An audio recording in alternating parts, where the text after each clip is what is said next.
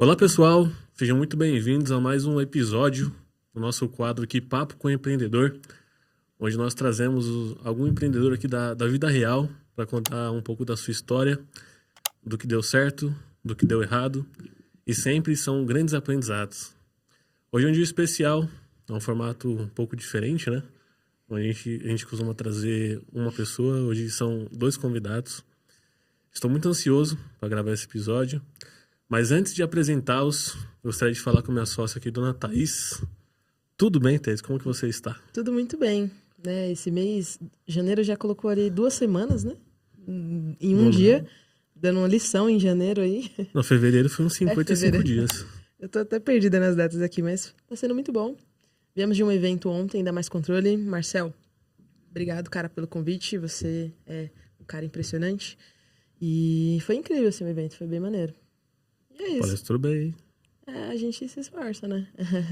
Acho que o pessoal curtiu bastante. Isso aí, aquelas aulas de oratória agradece. Amém. Isso aí, o que você manda? Bom, pessoal, hoje estamos aqui com a doutora Nájila e o doutor Calil. Eles são sócios fundadores do escritório de advocacia Baimota, que é um escritório especializado na construção civil e também no setor imobiliário. Então, doutora Nájila, doutor Calil, sejam muito bem-vindos. Obrigado. Aqui é o canal da Dona Cruz. A gente vai colocar palminhas. Né? É isso. Tá bom, gente. Muito obrigado. Obrigado, efetivamente, pelo convite. Para nós é um prazer enorme estar aqui falando com vocês. Contar um pouquinho da nossa história, da nossa vida também e compartilhar experiências. Acho que isso que é o mais importante, né? Obrigada, pessoal. A gente tá bem feliz de estar aqui. A Thaís, quando fez o convite, a gente não pensou 2 vezes, né? Legal. Então, não, convidou, falou assim, pode ter certeza que a gente vai estar lá. Isso não... A gente fala que tem convites que são irrecusáveis, né? Sim. Então, esse foi um deles. A gente agradece, inclusive, porque vocês poderiam ter ido embora já, né? E aí ficou hoje, acredito que pra gente poder gravar. Vocês são de Curitiba, não sei se são nascidos lá, a gente pode até falar um pouquinho disso. Então, a gente agradece de verdade. Com certeza. Porque a gente sabe que é um sacrifício ficar aqui em São Paulo, né? Não, Hoje tá chovendo e aí demorou tempo pra Para chegar aqui, então a gente agradece de coração mesmo, é bem, bem legal. Obrigada. Bem, bom, já começando um pouquinho desse assunto, eu já começo fazendo perguntas e eu falo muito, né? Então eu tenho que me conter um pouquinho aqui. Fala um pouquinho pra gente como que vocês entraram nessa área, assim, né? De onde vocês são, para que as pessoas se conectem aí com vocês um pouquinho. Tá bom, perfeito. Pode começar, Nájila. Vamos lá. Eu comecei no direito imobiliário, né? Na área imobiliária. Então, eu sou formada em direito, me formei pela PUC. Depois, logo quando eu me formei pela PUC, eu já comecei uma pós em direito imobiliário. E quando eu saí da faculdade, eu acho que isso é uma dor de muitas pessoas logo quando está se formando. Quando eu saí da faculdade, um pouquinho antes, assim, eu estava bem no o que eu vou fazer da minha vida, né? Então, eu fiz alguns estágios na faculdade e tudo, mas não foi o suficiente para definir uma área de atuação. E na época que eu me formei, estava muito em alta o direito penal. Muito em alta o direito penal. E eu falei para mim mesma que eu não queria fazer direito penal, porque eu falei assim, não, eu não quero fazer isso, tá todo mundo fazendo esse negócio aqui. E eu falo que o direito imobiliário foi como se fosse uma sorte. Foi sorte ter ido para esse segmento. Então, eu liguei para uma faculdade, liguei para uma pós-graduação, falei assim, eu vou fazer uma pós, eu vou ver o que vai acontecer. Então, eu liguei numa pós-graduação, falei assim, tem direito imobiliário? Tem. Eu liguei numa outra, tem direito empresarial? Não tem. Eu falei assim, então vai ser o direito imobiliário. E eu fiz uma pós de direito imobiliário e na pós eu falei assim, é isso que eu quero fazer. Só que na minha pós era um pouquinho diferente, porque tinha muitas pessoas que trabalhavam em corporação. Em incorporadoras. Então, eu vi que ali era um segmento que tinha poucos profissionais e eu conseguiria me desenvolver muito bem. Você disse que esses profissionais trabalhavam dentro da incorporadora. Então, o que eu fiz? Eu mapeei isso. E logo durante a pós, eu trabalhei no Estado por um tempo, na Defensoria Pública do Estado do Paraná. Fiz toda uma parte de regularização imobiliária, regularização fundiária do Estado inteiro. E eu falei assim, gente, órgão público não é para mim. Não é uma coisa que eu me via fazendo um concurso ou algo assim. Isso é muito uma questão de perfil. E logo quando eu saí, eu entrei numa incorporadora, lá em Curitiba. Então, eu trabalhei no interno dessa incorporadora por mais ou menos 2, 3 anos, que era médio padrão lá. trabalha muito com Minha Casa Minha Vida, contrato de apoio à produção com a Caixa. Legal.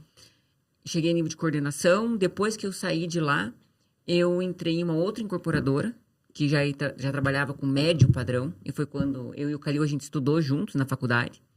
E em uma dessas incorporadoras, em algum momento, eu precisei de um prestador de serviço. Eu falei, eu preciso de alguém bom para resolver isso daqui.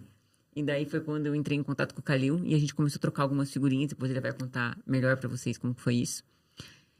E quando eu saí, eu fiquei mais uns 2, 3 anos nessa incorporadora também, de alto padrão. Então eu tenho mais ou menos uns 6 anos de interno de incorporadoras, fazendo todo o processo jurídico. E foi assim que, lá na frente, surgiu o escritório.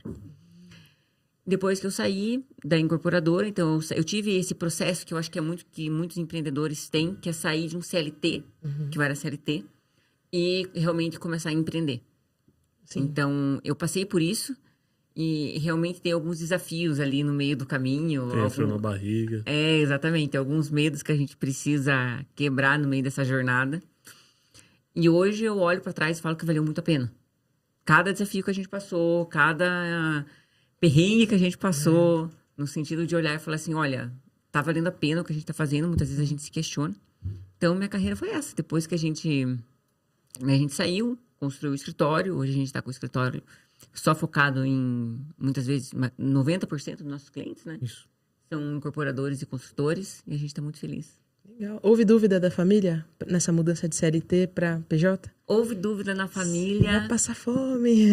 Não, mas houve dúvida na família quando eu falei o sonho dos meus pais é que era sempre que eu fosse uma juíza, um promotor. E quando eu era pequena, eu tinha uns 6, 7 anos. Concurso. Concurso.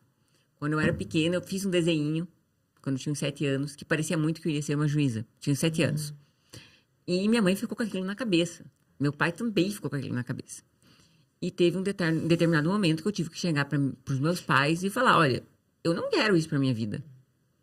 E minha mãe falou, mas como que você não quer isso? Você sempre quis isso. Eu falei assim, não, você sempre quis isso. Não, eu só fiz um desenho. Eu só fiz um desenho. Mas não foi uma coisa que, digamos assim, ficaram contra, mas acho que foi, tipo, como assim? Tipo, calma aí que ela tá mudando de vida, né? Sim. Então, isso foi bem legal, porque minha mãe sempre, meus pais, né, sempre me apoiaram muito no sentido de o que você quer fazer e como que você quer se desenvolver. E minha mãe sempre falou muito pra mim, para você ser uma grande profissional, você vai precisar estudar muito. Então, por diversas vezes, minha mãe e meu pai falaram isso pra mim. Então, eu não tive, eu acho que uma questão de sair pro CLT para começar a empreender. Mas quando eu decidi não ir pro concurso público, realmente advogar, isso pegou um pouquinho. Porque na cabeça dos meus pais, concurso público é sinônimo de estabilidade. Estabilidade. Né? Então, a gente tem esse paradigma aí, muitas vezes, para ser quebrado. Então, legal. Mas valeu a pena, né? Valeu a pena, valeu a pena. Valeu a pena. Isso que importa. Diferentemente da Nájila, eu tive uma carreira... sempre estagiei. Desde o primeiro período, eu sempre estagiei. E na minha concepção, estágio é teste. De fato, a gente vê uma rotatividade dos estagiários, é normal isso. É claro que é muito difícil hoje você estar no primeiro período de direito, entrar num escritório e ficar nesse escritório pro resto da sua vida. Pode acontecer? Pode acontecer. Tenho casos de amigos próximos que fizeram isso. Mas é muito difícil, porque realmente o estágio ali você tende a ser um pouco mais maturo, tá crescendo, tá se desenvolvendo. Então, eu fiz alguns testes, até o ponto que eu descobri que, de fato, eu gostava muito da parte empresarial. Sempre foi essa a minha área. E à medida que a vida foi acontecendo, né, saindo da faculdade, advogando, isso foi rumando para a parte mais imobiliária. Foi a parte onde eu olhei também mais estrategicamente pensando e olhando, era uma área em que eu gostaria muito de me aprimorar. E um ponto muito importante é que na faculdade, você acaba fazendo seus testes e realmente a justiça é algo que nós, lá dentro do escritório, não é o que a gente foge, mas hoje a gente tem um escritório voltado para a área extrajudicial. E a gente sempre gostou de trabalhar na área extrajudicial por ser uma área em que eu trabalho com projetos e não com processos. Ao invés de, eventualmente, eu entrar com uma causa hoje e receber daqui 5 anos, não, eu estou ali fazendo... Nosso escritório funciona naturalmente como uma empresa. Tanto que a gente disse que lá dentro a gente, de fato, não é um escritório de advocacia em si, mas sim, nós somos uma empresa. E funciona redondinho como assim. Então, saí da faculdade, comecei a migrar mais para essa área, capturar clientes na área extrajudicial e imobiliária. Sempre falei para a Nájila, a gente tem que montar um escritório voltado para atender o incorporador, que é o nosso modelo de negócio nesse formato, e ir agregando produtos e agregando serviços jurídicos ao longo da linha do desenvolvimento desse incorporador. Começaremos assim e depois vamos expandir para outras áreas. E foi assim que a gente foi fazendo, foi assim que a gente foi evoluindo e gostamos muito desse modelo de negócio. A gente recebe diversos pedidos de advogados lá no escritório que vêm perguntar, poxa, como que vocês fizeram para começar? Porque eles se interessam demais por uma área que a gente foge um pouco da advocacia tradicional e passa a atuar mais num consultivo, né? Mais num preventivo dessa forma. E a gente vê que é legal agregar dessa forma e faz muito mais sentido em muitas vezes. Essa área consultiva, eu acho que... Ontem eu tive uma percepção muito... Assim, que veio muito forte hoje, você falando sobre isso. Porque ontem, depois de todas as palestras, né, teve um encontro ali da galera e o pessoal veio me perguntar coisas sobre tomadas de decisão. Uhum. O pessoal não veio me perguntar como pagar menos imposto, não veio me perguntar como que eu faço isso, faço isso. Não. Eu tenho uma empresa, como que eu faço para ser mais competitivo? Tudo bem que tinha um pouco a ver com o assunto que eu estava falando lá, né? Mas era uma tomada de decisão. Como que eu posso ser diferente? Eu tenho uma prestação de serviço e o pessoal quer me contratar por preço menor. Falei, cara, sei lá o que você faz. Né? Não entendo um pouco da sua área, mas tenta fazer Pra quem tem dinheiro pra te pagar. Eu falei, você tem que vender para quem tem grana. Mas aí, vende alguma coisa agregada. Vende uma manutenção, a primeira manutenção preventiva do ar-condicionado, se torna cliente se torna um fornecedor fiel desse cara, né? Então, eu acho que essa questão consultiva é o que os empresários hoje estão precisando mesmo, porque as faculdades, elas formam profissionais, mas elas não formam empresários, de fato, né? Então, não sei como foi essa questão empresarial para vocês, dá até pra gente falar um pouquinho sobre criação de processos, controle financeiro. Não sei se vocês já tiveram esses ensinamentos, mas é o que geralmente a galera não tem. Né? E que a gente vê que pesa muito isso. Exatamente do que a Noa já comentou. Quando você é CLT, você está trabalhando ali, aí chega um momento que você vê que chegou a hora de andar com as próprias pernas. Então, eu queria perguntar para vocês qual foi esse gatilho. Pelo que eu entendi, vocês se conheceram na faculdade, começaram a conversar bastante, confiar um no outro, criar uma relação. Mas qual foi esse momento? Falando, agora a gente vai abrir o escritório mesmo. Vamos começar a captar os clientes. Bom, vou responder essa então. Então vai. Eu sempre tive muita segurança que eu iria empreender e ter meu próprio negócio. Isso desde quando eu mal sabia que eu gostaria de direito, né? Eu sempre quis ter um negócio, uma empresa, enfim, não sabia qual que era. E acabou sendo uma empresa de serviços jurídicos, né? Mas isso para mim sempre foi muito claro. Mas para a Nájila, talvez num certo determinado momento não era. Exatamente. Mas aí eu sempre fiz bastante insistência e pressão. Bastante pressão. Tipo, olha, eu tô indo, você vai ou você não vai, Exato. entendeu? Você vai, né? Não, exato. Mas foi mais ou menos isso, né? Eu não posso falar. O que acontece? Quando você tá em um CLT, né? Você tem um período ali... Por bastante tempo, exato. Né? Quando você tá como funcionário, como colaborador de uma empresa, você tem duas opções dentro de uma empresa. Ou você vai fazer a mais do que te pedem e você vai se destacar naquela empresa e você realmente vai começar a subir. Só que você tem que estar numa empresa que te proporcione isso, porque senão você vai perder aquele colaborador. Tem que ser tem que ter meritocracia, senão não dá certo. Ou você vai se estabilizar e você vai ficar naquele cargo pro resto da sua vida. E essa questão que você falou de, putz, agora é a hora... O que eu vejo muitas vezes, tá? Eu vejo muitas vezes, e eu conversei com uma pessoa que ela falou assim, Nájila, quando eu tava saindo de uma empresa, ela falou assim, eu sinto que essa hora minha passou. Eu não tenho mais coragem de fazer isso. Só que a pessoa tinha, acho que 39, 40 anos. Eu falei assim, mas ela começa a pensar em filhos, né? Exatamente. Então você começa a pensar numa questão, tipo, esse emprego agregam aqui. mais fatores na vida da pessoa, né? Exatamente. Então você começa a pensar nessa questão. E eu falei assim, mas por que você... Daí eu comecei a conversar com ela, eu falei assim, não, eu já tô há muito tempo aqui. Já tô 10 anos na empresa. Então, isso é uma coisa que eu tinha medo de estabilizar em algum lugar. E daí você começa a ficar muito tempo em um lugar e você tem medo de dar esse passo. E quando o Calil veio falar comigo e a gente começou a modular um negócio, essa modulação de negócio não foi do dia para a noite. Eu e o Calil, a gente não se tornou sócios do dia para a noite. Então, a gente trabalhou em projetos juntos.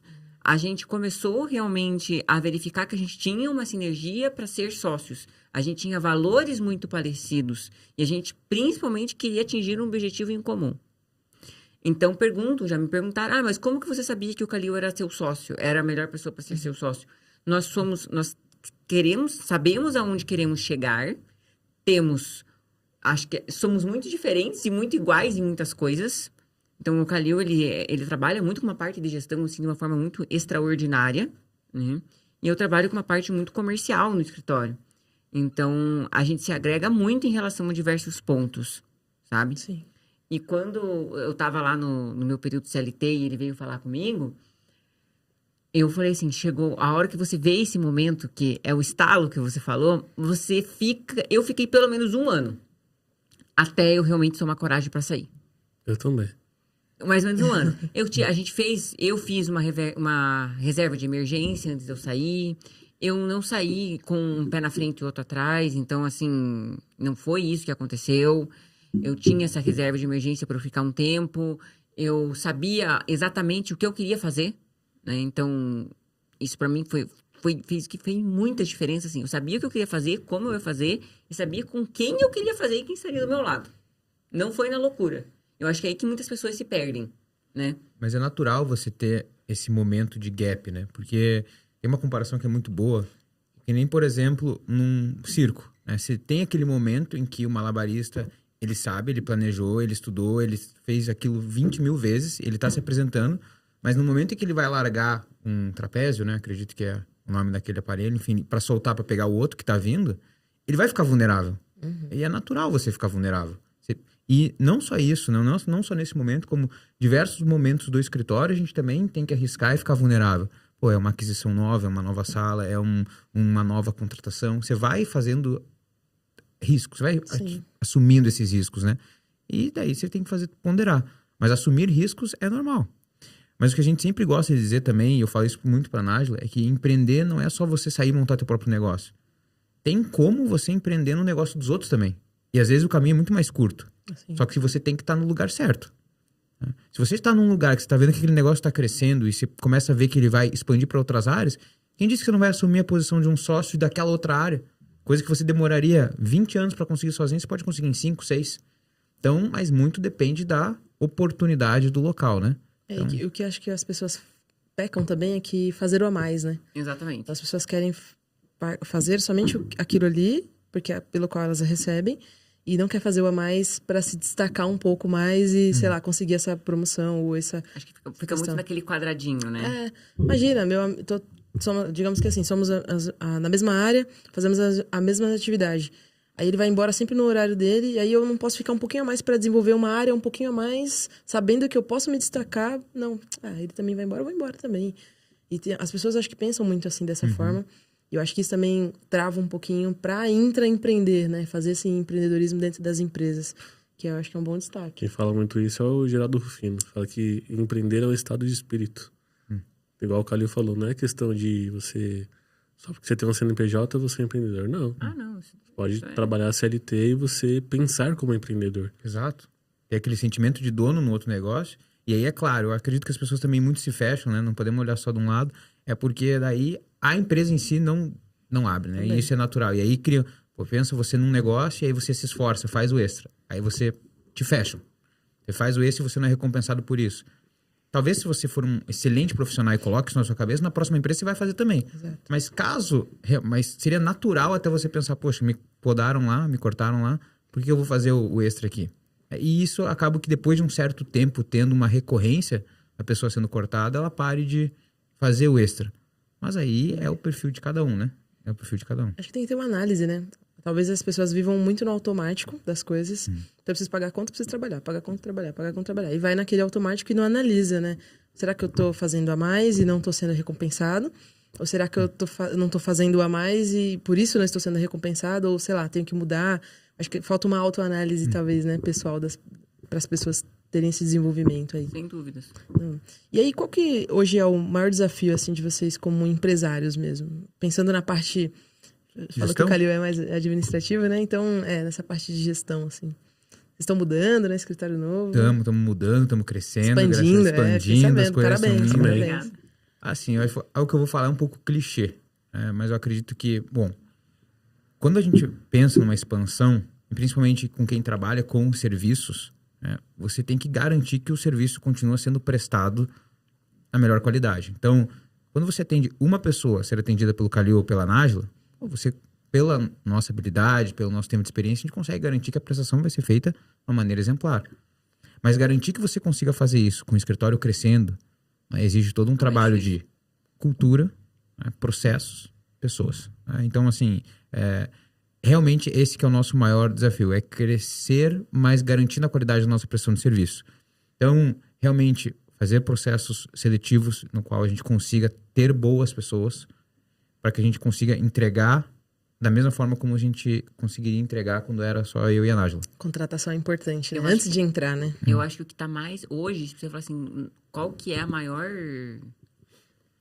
dor de vocês, seria, eu acho que, a parte de RH. No sentido de achar boas pessoas que realmente estejam dispostas a crescer conosco. Porque então, é muito encontrar o perfil certo.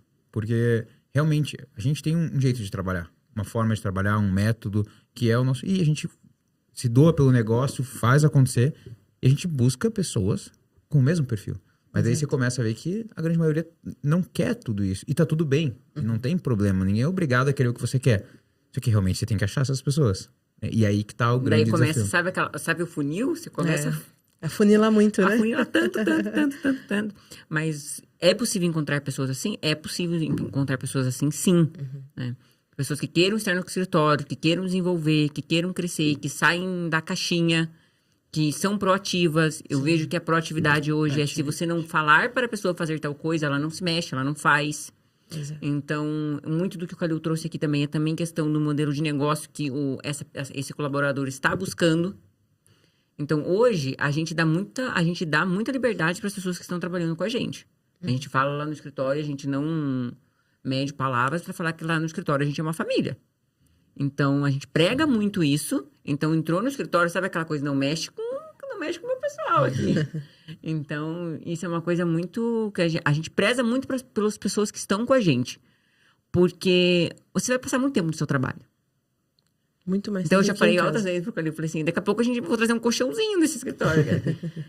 A gente preza muito porque você vai passar muito tempo lá. Sim. Então, tem que ser um ambiente, principalmente, leve, gostoso, que você se sinta bem. Então, a gente preza muito por isso.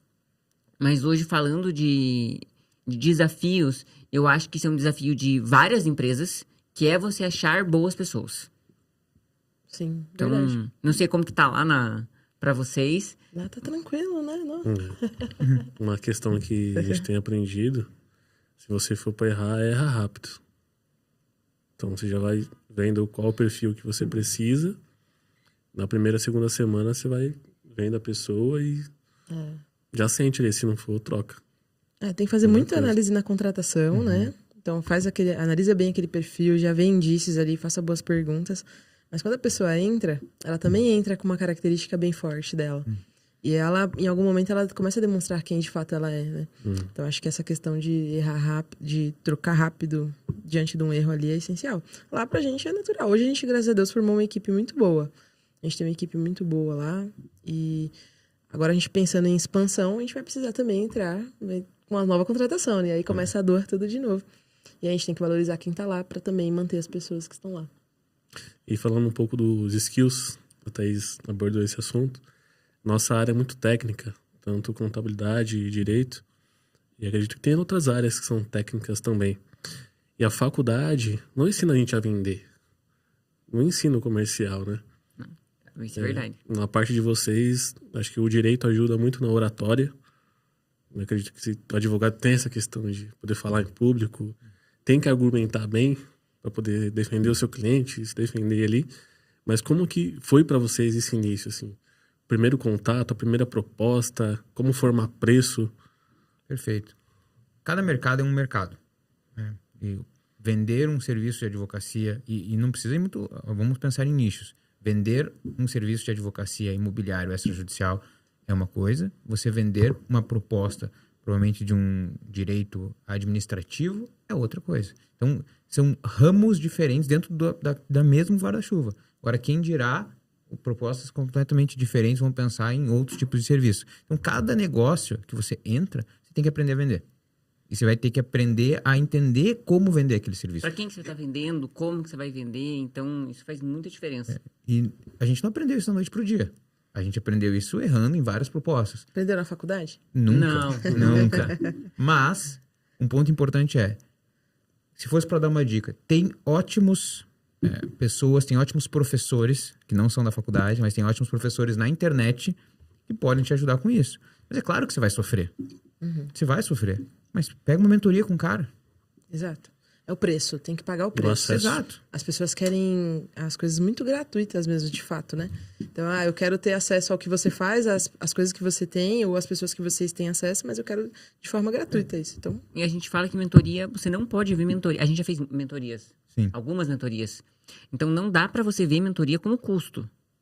sim, Se você vê mentoria como custo, você não vai fazer. não tem como. E você também tem que estar disponível para fazer. Exatamente. Você tem, eu vou me Só dedicar comprar, não para dá. essa mentoria? Eu vou fazer essa mentoria? Então, ano passado, eu fiz uma mentoria e era todo sábado. Não, era a cada 15 dias, todo sábado, pegava a manhã inteira.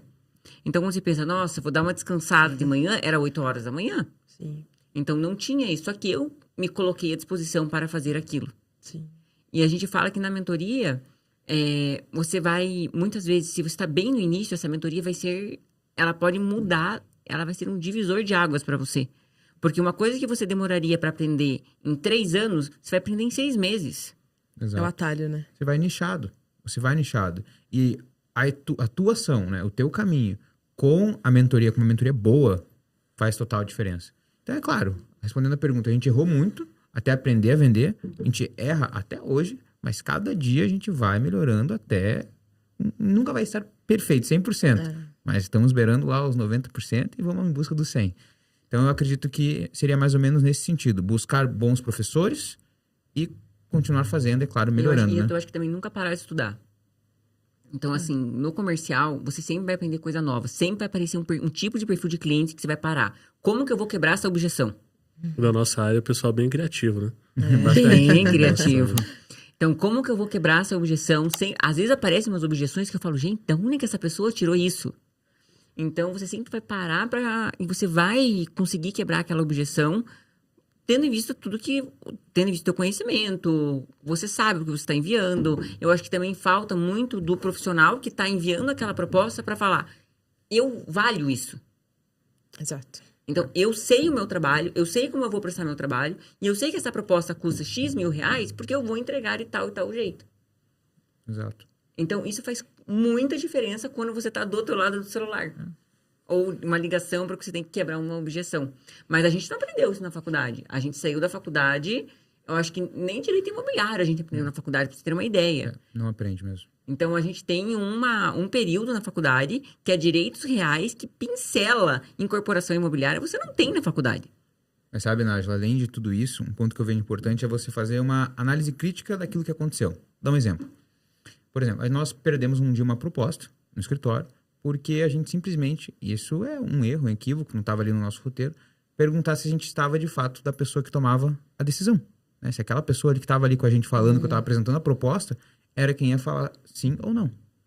A gente apresentou e no final veio aquela, preciso validar com quem de fato decide.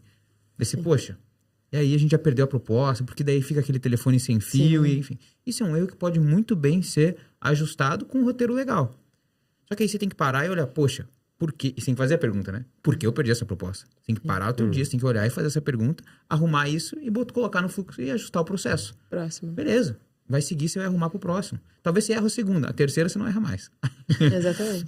Então é importante fazer essa análise crítica e corrigir esses erros. Por isso que eu digo que a prática, é você fazendo essa análise crítica sua, praticando e tendo ali alguém que você possa consultar para ver onde você errou, para ter essa resposta rápida, eu não imagino que tem outro crescimento mais rápido que isso para aquelas skills que você não tem. Eu acho que, Calil, uma das coisas que ele trouxe também é que um outro erro que a gente já cometeu foi o momento de passar a proposta.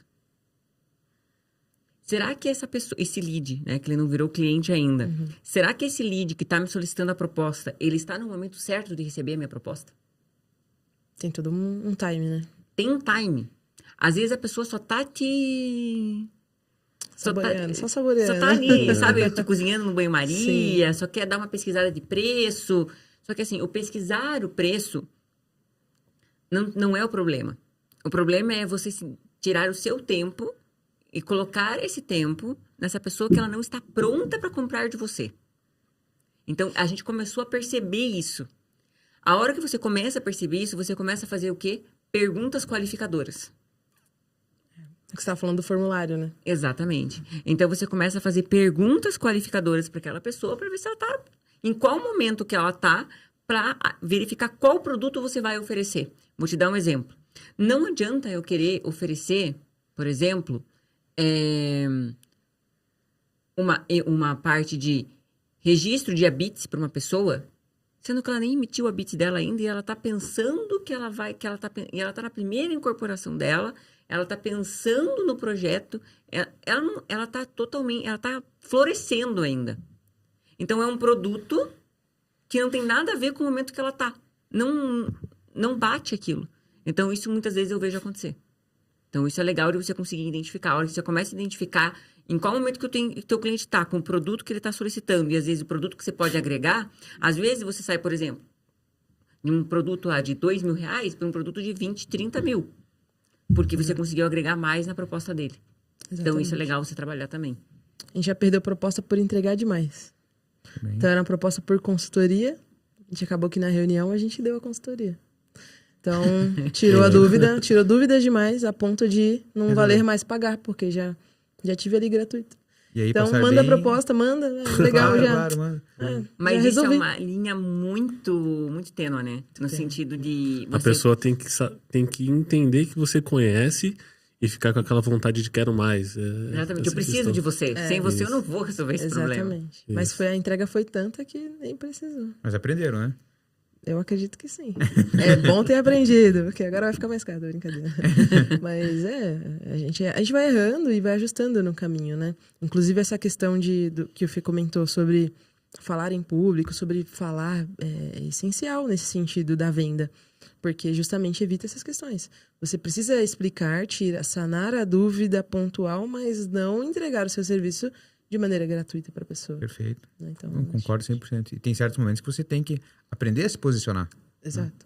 E aí que muitas vezes, principalmente o advogado iniciante, ele vai aprender... Não tem como você aprender a se posicionar Sem passar pelo, sem passar sem por- passar sem pelo passar fogo, pelo entendeu? fogo, não tem como. Mas essa questão do oratório que você trouxe, uma coisa que eu e o Calil a gente sempre fez.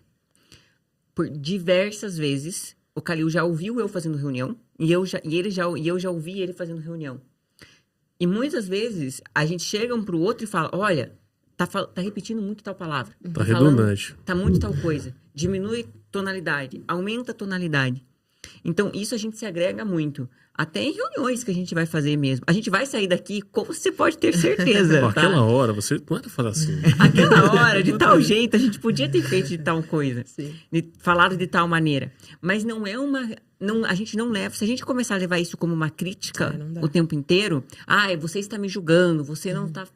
A gente não se desenvolve. É verdade. Então, a gente não faz isso. Não dá pra ter o ego no meio, né? Porque Exatamente. Principalmente em uma sociedade. Se você tem, você não consegue se desenvolver e a sociedade não cresce. Então, o tempo inteiro, a hora que a gente vai validar a proposta, o que você acha de tal jeito? O que você acha de tal coisa? A gente conversa muito o tempo inteiro sobre isso dentro do escritório. É a facilidade de ter o sócio, né? Exatamente. Aquele empresário que é solitário, eu acredito que ele deva sofrer bastante. Porque imagina, tu tá montando uma proposta e tu fala, o que você... Ah, não tem ninguém aqui, né? Então, assim, o que acha? Vai lá pro chat GPT, eu acho, perguntar, Perfeito. né? Alguma Estamos coisa assim há nesse 10 sentido. anos, né? Sentando um lado do outro. Aí, aquele negócio lá, hein? Aí para o que tá fazendo, não, e começa a falar, isso tira muito peso das costas e dá novas ideias também. Tira bastante. Tem dia que eu tenho que me calar, porque eu fico enchendo o saco dele. O que você acha? O que você viu? E isso aqui, isso aqui. Ele só tira o fone, calmamente. Fala, Calmamente, na paz, na tranquilidade da voz dele que ele tem, né? Exatamente. Tem E dia vai- que sim, tem dia que não. Oi, minha vida, Aí ele- fala comigo. Não, desculpa, ele não tem problema. Fala. Você acabou de me atrapalhar no meio de uma perde-comp aqui, mas tudo bem. Mas no dia a dia que a gente conhece as pessoas e falam que você precisa comer no mínimo 1 quilo de sal junto com a pessoa antes de virar sócio. Tem que conversar bastante. E depois de algum tempo, você sabe quando a pessoa não tá num dia tão legal, né? Perfeito. Tem coisa que você releva, depois conversa. Vai Depois você conhecendo. nem fala mais, tá tudo bem, É, sua vida tudo que bem. segue. E beleza. E falando um pouquinho de futuro, pessoal, já meio que chegando aqui nos nossos últimos minutos, não, falta bastante ainda. Mas chegando aqui num papo de futuro, o que vocês estão vendo aí sobre a reforma tributária? Já estão olhando alguma coisa? Você acha que esse primeiro ponto aí que veio legal para a área de incorporação? O que vocês estão vendo aí nesse sentido? Bom, é sempre muito desafiador para nós profissionais, né? As mudanças tributárias, da forma como elas vêm, da forma como elas acontecem. Bom, falando agora no panorama geral do mercado brasileiro. O mercado brasileiro, falando agora do mercado, não só especificamente imobiliário, mas no geral, né?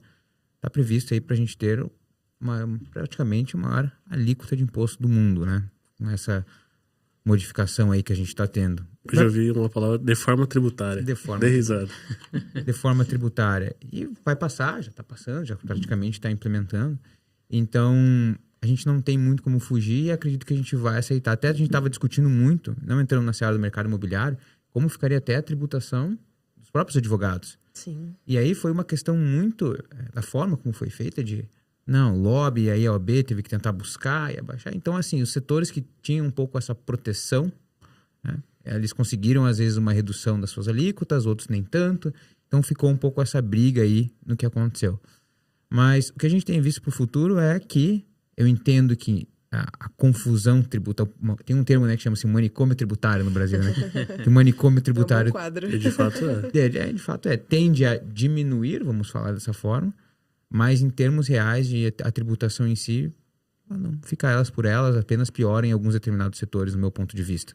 Eu já vi alguns outros defensores de outros setores, eu entendo que tentaram fazer uma mescla, tira um pouco daqui e consolida ali, mas no final de tudo, pelo menos a minha percepção é que a gente tem uma maquiagem e que melhorar a gente não teve nada, muitas melhoras, e no resultado geral, e falando assim no mercado como um todo, apenas a gente piorou.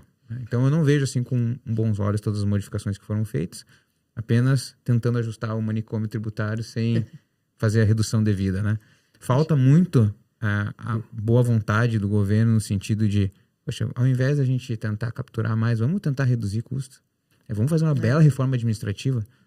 A nossa máquina ela é muito inflada, né? Muito inchada. tirar uns 6, 7 ministérios. Poxa, por que não? Já reduz bastante. Precisa de 6 mil, 5 mil e poucos municípios, 5 mil. Vamos reduzir, né? Vamos fazer uma proposta para ajustar tudo isso. Mas não, é sempre buscar mais. Então, realmente, a ideia não é entrar num embate político aqui, né? Para não fugir muito. Mas a gente não vê com bons olhos a reforma tributária. Por outro lado, né? E aí fazendo um gancho, tá? A gente vê agora, e aí puxando para o mercado imobiliário, uma taxa de juros alta. E isso, de fato... Isso, de fato, é um fator primordial em muitos mercados, mas no mercado imobiliário não tem nem o que dizer. Né? Dinheiro caro, muitos incorporadores tendem a ter uma retração, né? Segurar um pouco o investimento. E aí você fala, poxa, Calil, mas o negócio de vocês, ele é exclusivo de incorporadores. Vocês não têm receio que isso possa afetar o negócio de vocês? A gente tem o receio, sim, mas a gente fez um planejamento de gabinete de crise há muito tempo atrás já, se preparando, porque a taxa de juros vai chegar nos 15%, não a partir de agora. Ela já vem aumentando há muito tempo, então você teve um tempo para se preparar. E aí que vai do empreendedor o quê? Se mexer, se virar. E aí que volta naquele papo inicial que a gente trouxe de você tentar buscar e jogar com aquilo que você tem. Agrega um outro serviço. Na crise sempre tem oportunidade para alguém. O dinheiro ele só troca de mão. Exatamente. Né? Não é que um vai ficar mais rico, outro vai ficar mais pobre. Não, o dinheiro vai trocar de mão. Aí você tem que ver aonde que é o lado que você vai estar, né? Eu fiz aquela historinha que a gente tava falando sobre o guarda-chuva. Vender guarda-chuva num dia de chuva. Aí você falou, vender a sombra, né? Que aí a sombra, ela vem no dia de sol e no dia de chuva. Alguma coisa assim. Mas não vai lembrar, né? Tá. Eu lembro pra você vocês comentando. também, né? Se tá chovendo, você vende guarda-chuva. Tá um sol, então vende a sombra. Alguém tá chorando, vende um lenço. É isso aí. É isso a aí. oportunidade mesmo, né? Eu acho que também o mercado, acho que ele vai ter essa retração agora, mas eu acho que o cara que ele é incorporador, ele tem essa visão, e se ele tiver em visão de investimento, ele vai investir nessa Selic, ele vai fazer o dinheiro dele rodar ali um pouquinho e vai comprar terreno ou vai fazer o lançamento no momento mais oportuno. Perfeito. Que é assim como foi, acho que na crise, né? Na pandemia. Então, a pandemia, a gente tá tendo um boom de lançamento agora, porque todo mundo deixou de vender na pandemia. Ou começou a vender muito bem na pandemia, né? Então, enfim, eu acho que a oportunidade ela vai existir, de fato. E para quem está preparado ou quem está disposto. Perfeito. Disposto a trabalhar mesmo, porque quem quer que a IA faça tudo, aí não vai dar, não. Não vai dar, não. A IA não vai conseguir fazer isso aí. O que você acha disso aí? Vai ter retração? Bom, na reforma tributária, nosso entendimento, a gente vê que é possível que diminua um pouco a sonegação. Uhum. Então, tem a questão de você começar a tomar créditos, que hoje não é feito, né? Então, na construção civil, a mão de obra é informal. Acredito que uns 30%, 40% ainda hoje é assim ainda. E se começar esse sistema de tomar crédito, as grandes empresas, não que hoje não seja assim, mas todo mundo tem que emitir nota. Uhum. Então, acredito que vai impactar muito isso. Todo mundo que é informal, de certa forma, vai começar a se mexer ali, para poder ter o recebimento, né? Aquele que só tem um CNPJ, né? Aquele cara que só tem um CNPJ, não tem uma empresa. E é incrível. Nesses últimos 4 anos, a gente conversou com muita gente, cada pessoa faz de um jeito diferente, faturando milhões e milhões, nunca... Milhões.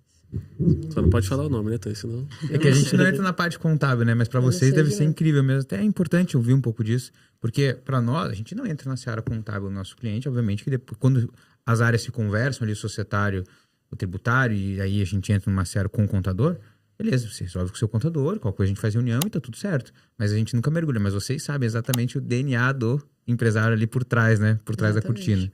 Eu acho que já resolveria boa parte do problema do país, eu acho que já resolveria ajustando a fiscalização. Uhum. De uma certa maneira que pegasse realmente pessoas que estão movimentando muita coisa e sem os âmbitos corretos. Perfeito. Né? Então, acho que se já mudasse isso, não penalizaria tanto as pessoas que são pequenos empreendedores, porque são as pessoas que serão penalizadas, de fato. Sim. Né? Fazem corretamente. Que fazem corretamente, ou que buscam fazer, ou que buscam crescer o negócio ali de alguma maneira e... vai chegar uns 28% ali de imposto, não contrata pessoas para reduzir isso, essa carga vai ficar cheia e vai fechar. Entendeu? Então, talvez, acho que se mudasse um pouquinho isso, as pessoas vão falar, não, Thaís, não fiscaliza mais não, deixa assim, mas é a regra do jogo. Você abre um CNPJ, você vai fazer um negócio, você já entende a regra daquele jogo. Você não vai entrar no campo de futebol sabendo que se você pegar a bola com a mão é pênalti dentro da área. Perfeito. Então, as pessoas, elas querem entrar no jogo sem atingir as regras, né? Então, aí complica bastante. Quer falar um pouquinho da reforma? Acho que não, deixa o Calil falar. Corta aqui. Pausa. Eu falo que assim, ó, tributário, você olhou, você tá olhando pro tributarista no escritório, entendeu? A hora que chega tributário lá no escritório, eu sei, a gente sabe tudo, mas tem coisas que você não tem searas que eu falo, é que nem o Calil. O Calil não entra no detalhe da incorporação. Eu não entro no detalhe do tributário. Então... Cada macaco no seu galho, né? Cada macaco no seu galho. Só procurar o olhinho que tá tremendo mais, né?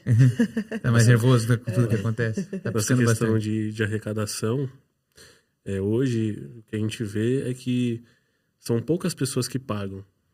Então, as poucas pessoas que pagam, infelizmente, têm que pagar mais. Justamente para poder cobrir as que não pagam. E, no meu ver, a gente meio que entra numa questão do que é certo e do que é errado. Por exemplo, a escravidão. A escravidão hoje é errado. Mas na época não era. Na época estava tudo bem. Até escravizar lá, regularizar. Tá, Regularizar deixa isso pra lá. Depois corta, tudo bem. Mas a gente vê muitos empresários hoje que eles deixam de pagar os impostos para poder investir na empresa. Então, uma carga tributária elevada. Conforme o Dr. Calil comentou, é possível que tenha alguns setores que aumente ainda. Então, o que é pesado vai ficar mais pesado. Mais pesado ainda. Então, você deixar de pagar ali 20, 30 mil reais de imposto, e ao invés de você pagar, você gerar 5, 10 empregos, é errado isso? Perfeito.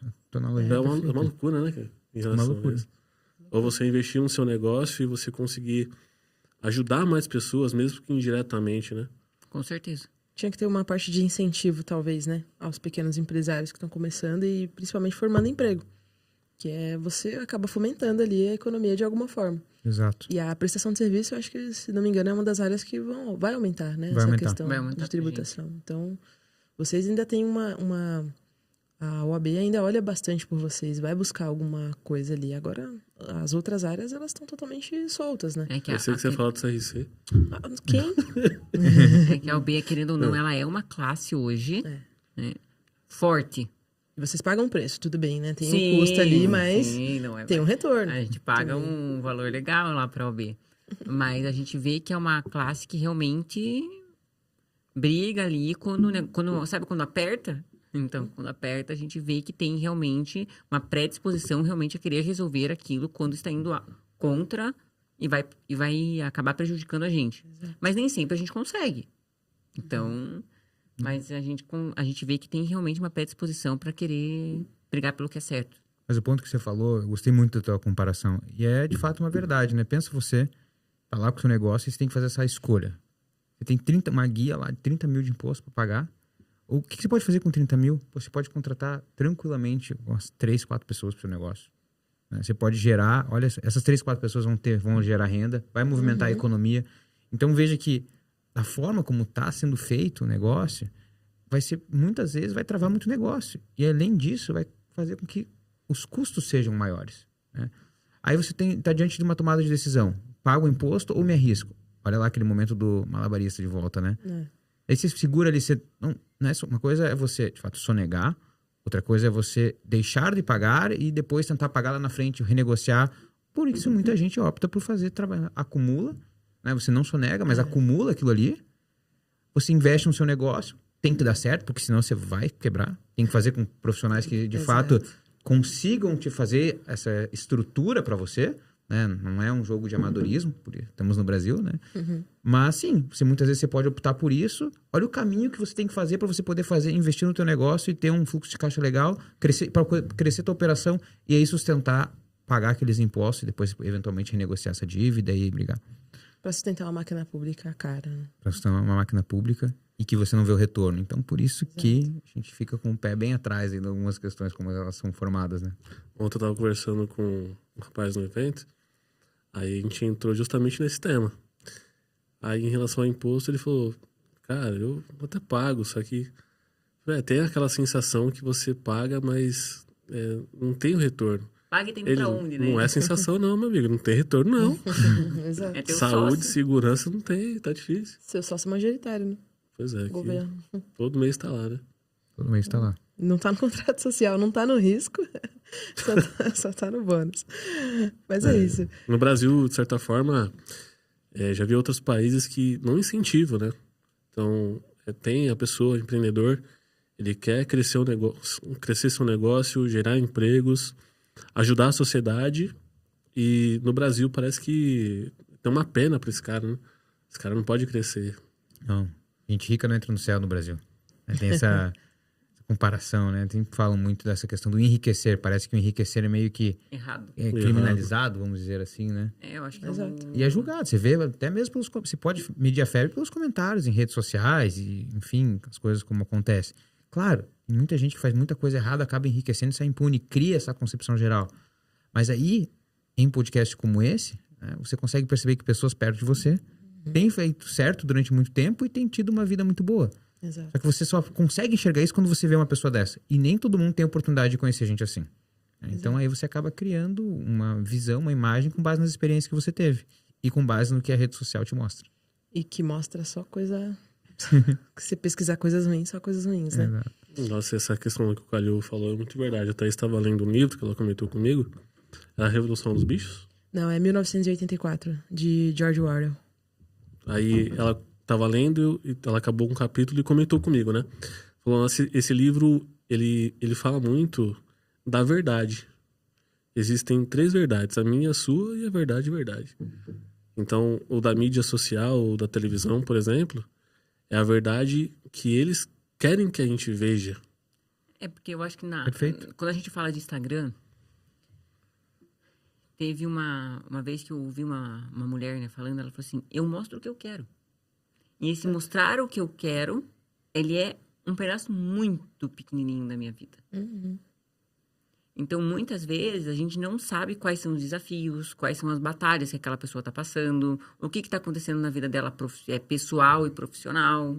Que é de fato verdade que ela tá falando O que ali. de fato é verdade que ela está falando ali. Então, assim, uma das coisas que... Isso é uma coisa bem pessoal, tá? Uma das coisas que aconteceu durante esse tempo, né? No momento que eu saí de um CLT para começar a empreender, eu perdi meu pai. Então, assim, eu perdi meu pai quando eu tinha... Logo quando eu... Foi na pandemia, né? E quando você perde alguém que é teu pai, sua mãe, né? Tipo, já tive essa dor, você percebe que você, em algum momento, você vai ter que se virar sozinho. E esse momento, ele vai chegar ou muito cedo para você, que a gente fala que a gente já comentou isso, todo mundo tem momentos na sua vida que vai ser, digamos assim, uma catástrofe. Sim. E que você vai olhar para aquilo e aquele período vai fazer você crescer. Então, quando você acaba olhando para isso, você vê que eu meio que me agarrei nisso e falei assim, isso aqui vai fazer dar certo e vou fazer dar certo isso daqui, sabe? Então, isso faz muita diferença a hora que a gente tá falando na parte de crescimento, desenvolvimento. Então, isso fez muita diferença para mim, pelo menos, né? Sim. A hora que você vê que você perde ali alguém, que você... Assim, e isso não é mostrado nas redes sociais, né? Isso não é mostrado nas redes sociais. Eu nunca cheguei na rede social e falei assim, então, pessoal, eu perdi meu pai. E pelo fato de eu ter perdido meu pai, me ajudou muito a crescer profissionalmente. Né? E quando você... Só que isso realmente fez diferença. Fez diferença. Porque daí você começa a pensar, assim, tá, e se minha mãe falecer amanhã? Como que vai ser? Eu tenho uma irmã. Eu tenho tal coisa. Começa a ver um mundo na cabeça. Exatamente. Só que assim, todas as vezes, ninguém sabia e ninguém sabe que quando a gente tá trabalhando, eu estava carregando isso junto comigo. Sim. Então, ninguém sabe. É um pedaço que você não vai mostrar. Sabe? Por mais que... Porque você fica com aquele pedaço, que é um pedaço que te deixa frágil, é um pedaço que você é humano. Obviamente que isso... eu vou falar isso para conectar, mas... tipo, não dá. Não faz muito sentido, sabe? Então, as redes sociais, realmente, às vezes, as pessoas acabam mostrando o que elas querem. E nem sempre o que elas querem é o que realmente... No sentido que a vida é linda e maravilhosa, né? Tem essa utopia desse livro, ele causa o seguinte. É um mundo que existe, onde a verdade do passado não existe mais, porque foi apagada com o tempo. E tudo que você faz hoje é filmado por uma teletela. Você não pode falar mal do governo, você não pode falar mal de ninguém. E você tem que trabalhar ali pro governo. E tem uma classe muito, muito baixa que vive lá embaixo, que é viciada em jogo, viciada em álcool, viciada nessas coisas. Então, sai uma notícia errada, ou sai uma notícia que deu a entender que o partido, que é o que eles chamam lá, é algo ruim.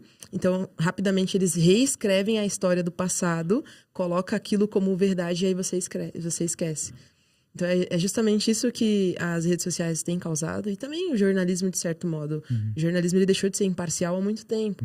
Então, ele está formando hoje opiniões de pessoas que não sabem mais tomar decisão por si só. Sim. Que ficam ali baseadas em informações inexistentes, muitas vezes, né? Ou erradas, muitas vezes. Então, é bem legal. Deixa a indicação desse livro, porque faz pensar nessas questões. A gente não pode se basear na internet. Eu sou uma pessoa muito autoastral, brava. E sou uma pessoa muito... brava. Falo pra ele porque, tadinho, ele tá do meu lado, né? É o que sofre mais com isso. Ele que aguenta. É isso, mas eu sou uma pessoa muito autoastral. Então, às vezes as pessoas falam, você não tem... Eu posto lá no Instagram que eu tô sendo autoastral? Cara, eu sou aquela pessoa. Então, quando eu não tô tão legal, eu falo, quando eu não tô tão legal... Bom dia! Quando eu não tô tão legal, eu prefiro não falar. Mas não quer, eu já deixei claro também que não é que eu não tenha. Mas é que eu também não quero ficar lá, nossa, gente, eu tô triste hoje, sabe? Isso faz aquela coisa meio vitimismo, assim. Que pra mim não faz tanto sentido. Prefiro agregar só de forma positiva. Perfeito. Mas não dizendo que só existe a forma positiva na vida. Eu acho que tem que ser um pouco assim, das redes. E a gente, como pessoas que estão buscando ali clientes nas redes, temos que também nos atentar nesse sentido. Porque pessoas querem se aproximar das nossas pessoas. E como que você filtra isso, né? De quem é de verdade, quem não é, quem realmente está fazendo ali um bom trabalho pra gente fazer parceria, como temos. E, sei lá, fica tudo muito difícil nesse sentido. Porque vender na internet é muito fácil. Você vem aqui, aluga a sala do podcast aqui, finge que tá falando com várias pessoas, grava um vídeo falando que você tá falando num podcast e posta como se fosse aquilo uma discussão de uma opinião firme. Eu falei, perfeito. Sozinho. Discutindo sozinho aquele assunto. Faz uma hora de vídeo, faz uns 30 takes e... cortes. E joga a autoridade lá em cima. Exato. Um artista. Bizarro. Mas sabe o que vai acontecer? Eu vejo isso, e eu acho que realmente acontece, só que eu acho que na hora do vamos ver, Aí muda o jogo. Não adianta Daí só muda o vender, jogo. tem que entregar. Daí você tem que entregar. Porque não adianta essa pessoa chegar no seu escritório, chegar na sua empresa, te contratar, e aí? E depois? Exato. Então, na hora de você realmente prestar uma boa prestação de serviço, você está disposto, você está disponível, e nem até a hora que a gente começou a trabalhar juntos, você falou, Nájila, mas qual que é o processo aí? Espera aí, Thaís. O processo é esse. Então, você saber realmente ter uma condução muda. Provavelmente essa pessoa não sabe nem conduzir a hora que essa pessoa chegar lá na porta dela. Muito menos saber entregar de uma forma exemplar. Então, eu acho que é pior você contratar e não entregar. Tipo, essa pessoa te contratar e você não entregar do que essa pessoa nem te contratar. É melhor, nem contrata, então. Melhor ela nem me contratar, sabe? Exato. Então, eu vejo por esse lado. Porque isso realmente em algum momento vai acontecer. Exatamente. O cemitério porque dos as mortos. pessoas- O cemitério dos mortos é silencioso, né? Se você faz um bom trabalho, essa pessoa vira seu fã. E vai começar a te indicar, assim, nada em troca. Agora, se você prejudica essa pessoa, é a mesma coisa, só que o efeito é reverso. Então é melhor nem contratar, igual a Nadia já falou, senão... E a boca no trombone pra falar mal fala mais alto do que falar bem, né? Gostaria que fosse maior, né? Mas as pessoas têm... Sei lá, as pessoas conseguem nem sair dessas questões, infelizmente. Bom, chegando aqui no final, infelizmente, estamos chegando no final desse papo. Gostei muito de falar com vocês. Queria saber se vocês querem deixar algum recado. Se vocês querem fazer alguma... Pode vender o escritório de vocês, o serviço de vocês. Fiquem à vontade. Eu acho que um bom serviço ele tem que ser divulgado. Então, fiquem à vontade. A câmera é de vocês. Tá bom. Quer que eu faça as honras? Instagram também, se quiser. Posso lá? Então, bom, pessoal, fazendo aqui as devidas apresentações, voltando, fazendo um geral. Como a gente falou no começo, eu e a Nájila, nós somos sócios de um escritório em direito que atua com o direito imobiliário, mais especificamente com incorporação imobiliária. E basicamente o que a gente faz, a gente assessora o incorporador e o construtor a desenvolverem seus empreendimentos, passando por diversas áreas, fazendo com que o sonho da incorporação de fato se concretize. Então a gente faz todo esse acompanhamento, a gente já estruturou mais ou menos algo em torno de 2 bilhões em VGV no escritório, projetos que passaram com a gente, e estaremos ansiosamente, caso você tenha o seu projeto, para vir falar, leva a gente, venha com a gente, converse, vamos fazer uma consultoria, mostrar os caminhos e eventualmente fechar negócio juntos. Thaís, eu vou deixar no pro pessoal que acessar o podcast Boa. um link, tá? De uma consultoria grátis com a gente. Boa, legal. Nossa, é um presente, hein? Ó, presente. Então, pessoal, vai estar no vídeo um link, tá, de consultoria grátis para entrar em contato, preencher. E preenchendo todo o formulário, a gente consegue uma consultoria grátis para incorporadores, construtores com a gente, para a gente realmente mapear todo o fluxo aí desse incorporador, toda a parte jurídica desse incorporador. Tá? Legal. Não seja preguiçoso, vai ter pergunta sim, porque precisa passar ter por um filtro perguntas. natural da vida. A vida é assim, né? A gente não entende, mas é assim.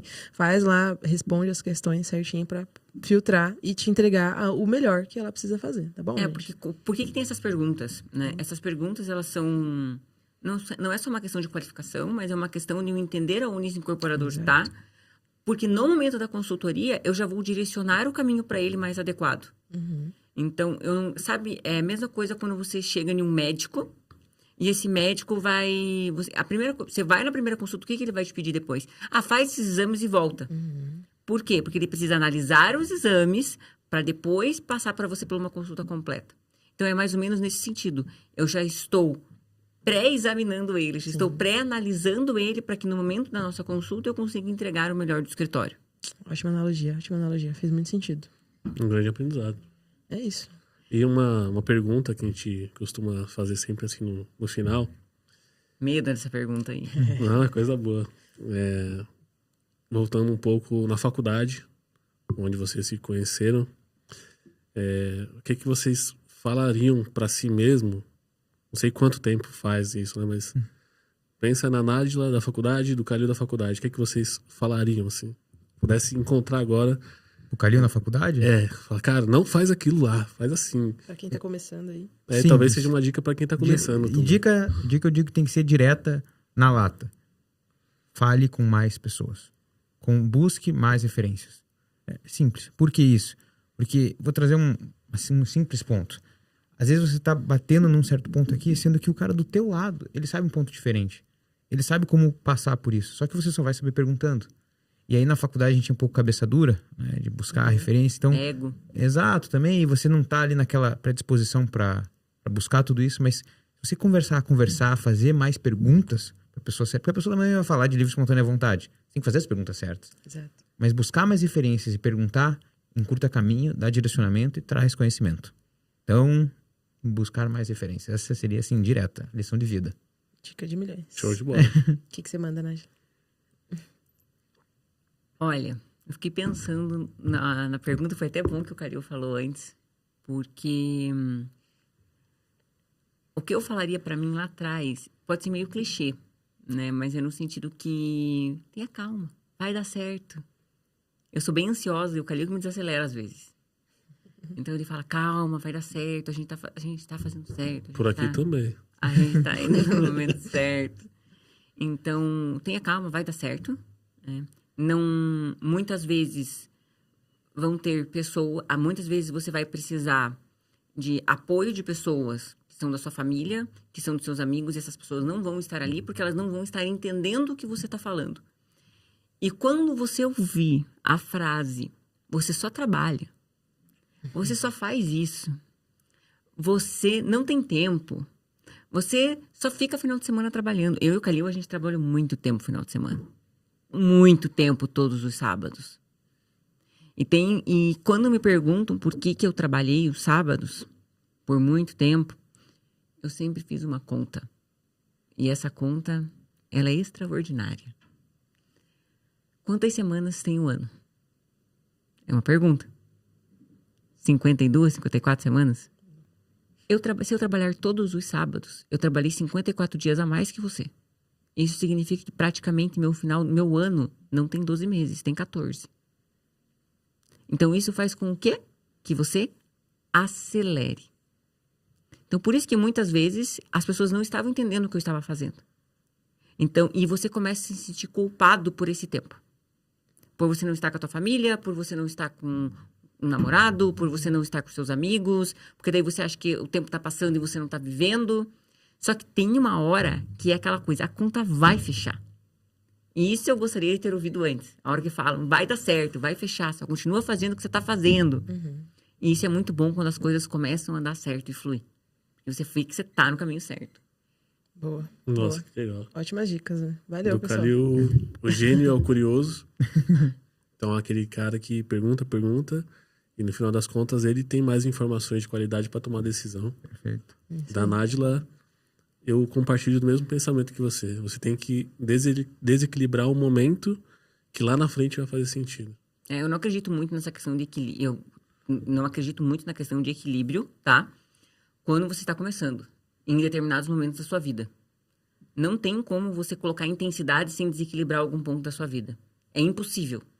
Impossível, não dá. Se você colocar intensidade no teu trabalho, em alguma coisa na sua vida vai desequilibrar. Uhum. Não estou falando que é saudável, é diferente. Diferente. Sim. Obviamente que, se você perguntar qual que seria o paraíso, é você ter todos os pratinhos equilibrados. Só que você não vai conseguir fazer isso querendo tracionar e dar uma intensidade em determinado ponto da sua vida.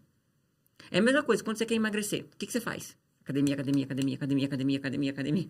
Você vai deixar de querer ir em algum lugar, ou você vai comer menos, ou você vai intencionar aquilo. É normal. Você vai se dedicar muito mais para aquilo que para outras coisas. É a mesma coisa no trabalho. Então, eu concordo muito com o que você falou. Em determinados momentos, sua vida vai ter um desequilíbrio para você realmente conseguir crescer em determinado ponto. Show de bola. Pô, obrigado pela aula, galera. Eu espero que esse assunto agregue mais pessoas, que venham aí bons advogados, né, do setor, que venham bons profissionais com base nessa conversa aqui. Bom, para você que ainda não segue o nosso canal, siga nosso canal da Dona Cruz.